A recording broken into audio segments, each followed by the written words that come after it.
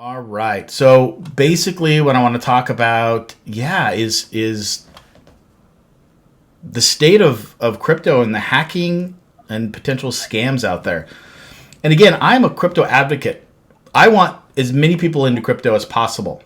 I want people to join, my crypto academy. I love the crypto space, but I've always known, that there are some hacks and there are some scammers out there.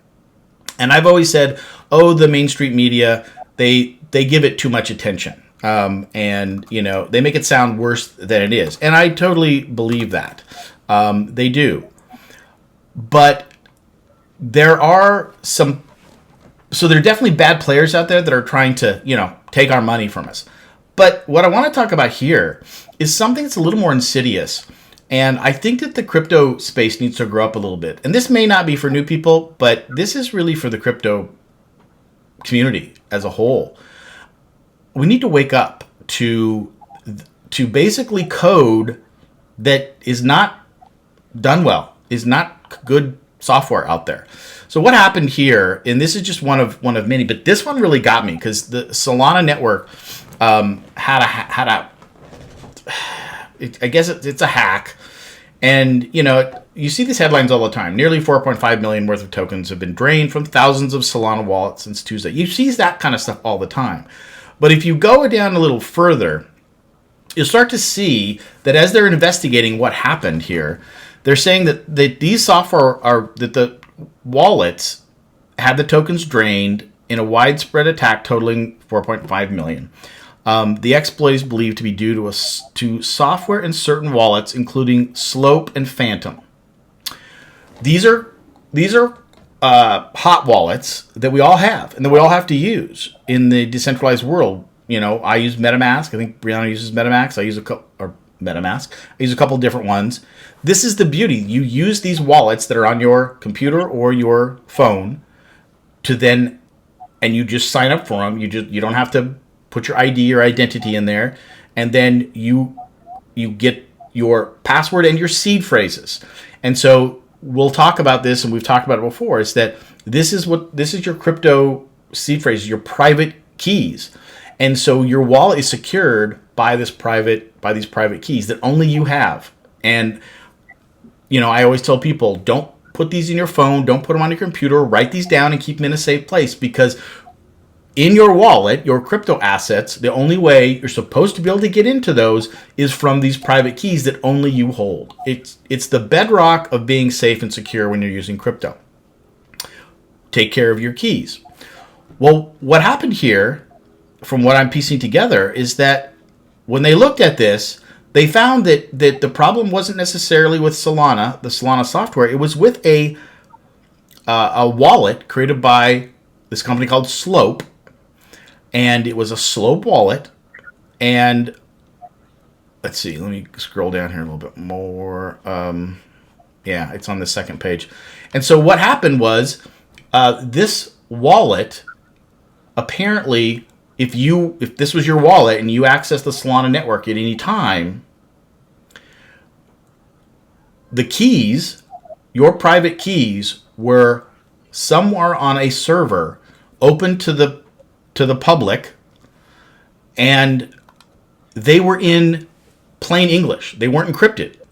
So they took the encrypted keys, somehow they got converted to to like your seed phrases. So just real briefly, when you create a wallet, the wallet will say, here's this encrypted key, and it's a big, huge, alphanumeric number.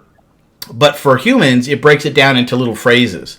Like it might be, bicycle and tube and, ice cream or whatever. And there's usually 12 of these. So when you as a human need to type these in to get into your wallet, you type in these phrases because we can remember those, right? Well, that's only for us to type in. When they get into the system, when you type in the system, they're encrypted, they're encoded. No systems can hack those, or supposedly. And they can't, because it's very, very robust cryptography. But what happened is that on this Slope server, there was this wallet, those got interpreted into the seed phrases, and somebody got into that server and found all those seed phrases, and then was able to just go into those wallets like they owned them and steal all the funds out of those wallets. So let me see. Let me go into the second part. I've got. Okay, here we go. Oh, no, that's not the one. That's my next one. Oh, I must have exited out. Okay, well, that's all right. I'm going to go back to this. Okay, so that's just completely irresponsible.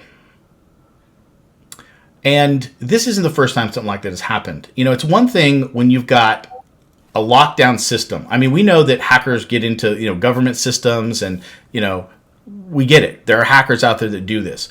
But it's very, very hard for them to get in. And we know that for the most part, hackers in our government facilities and, corporations, they fail all the time because there's a lot of protection. Well, the crypto should be doing the same thing. Why are all of these hackers able to get into this software? And it's my contention, and this is my personal opinion, that it's too easy to put a crypto protocol out there. It's open source software. You can grab this. You can copy somebody else's code from another project, put your name on it, say it's a project, put it out there, market it, and advertise people to start using your product, and they don't do the due diligence to make sure that this code is really solid code, that it works well, and God forbid that you have some sort of leak that puts people's seed phrases out on a server which anyone can get to, or I don't know if anyone can get to it, but somebody did. That was just completely irresponsible. So there's more to come on that. They're always investigating more in that story. So maybe it'll come out that there's some other factor in there. But I just see too much of this where there is hack after hack, and the community needs to take a hold of this and just make this serious, because this isn't just some video game that people are putting out there that are people playing. It's like, oh, let's play some games for a little while. This is people's hard-earned money. Sometimes their savings, their retirement, that they're trusting and putting out onto these protocols to do what you said it was going to do. And then to do something that irresponsible, it's just incorrigible. And it really fires me up. And, how are we going to bring new people into the space if we can't trust it? So that's about as negative as I want to get at this point. But I really think that the community needs to step up here, and we need to put we need to self-regulate, because we know the government's coming in, and this is one of the reasons.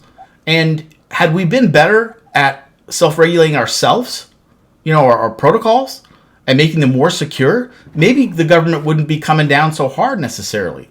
Now we'll see what happens, because, frankly, yeah, come on in, government. Someone's got to protect us. Right? And so I think that we could be, big boys and girls enough to put code out there that's been audited. That's the other thing. I don't know how much this particular wallet had been audited. Most of them have, but there's lots of auditing. You want to have I don't know what the good ones are, but, the protocols like Aave and Compound, and some of the big ones, Uniswap, that we've talked about, they spend a lot of money having audits done, so somebody's checking the code to make sure it's working, there's not these bugs and these holes in there. So even with that, this happens, and unfortunately it kind of gets thrown out there like, oh, another 47 million just got hacked, like, oh, okay, but we got to take it more seriously. And so I am a firm believer that we can do this. The community wants to do this. These are good people in the crypto community. I mean, there's just bad people out in the world and on the internet, right? So I get it, but man, we can just be more responsible. I think we should.